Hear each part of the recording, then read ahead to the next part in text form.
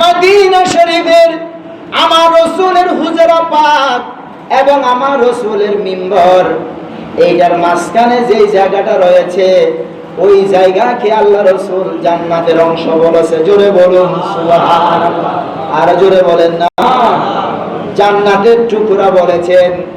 আমার রাসূলের নূরানি জবানে বলেন, ও আমার উম্মত শোনো, আমার মিম্বর এবং আমার ঘর মাঝখানে যে অংশটা আছে, যেই জায়গাটা আছে, আমি নবীর নূরের জবান দিয়ে বলে দিলাম এটা জান্নাতের একটা টুকরা। জোরে বলুন সুবহানাল্লাহ।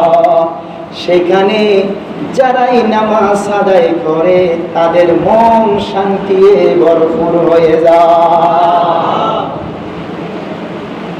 শুধু তাই নয়, আমার নবী বলেন, উম্মতি আমার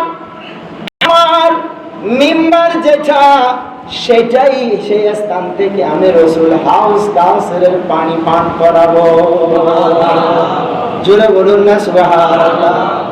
সেই মদিনা শরীফ যারা একবার দেখেছে, যারা একবার গিয়েছে, চক্ষু বন্ধ করলেই ওই স্মৃতিগুলো মনে আসে।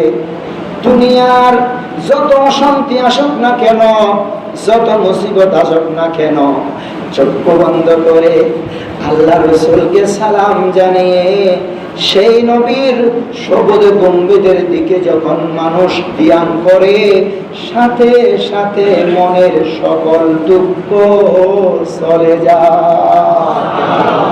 আরো জোরে বলেন, ইয়া রাসূলুল্লাহ, আপনি তো রহমাতাল লিল আলামিন, আপনাকে তো আল্লাহ রহমাতাল লিল আলামিন হিসেবে বানিয়ে পাঠিয়েছে।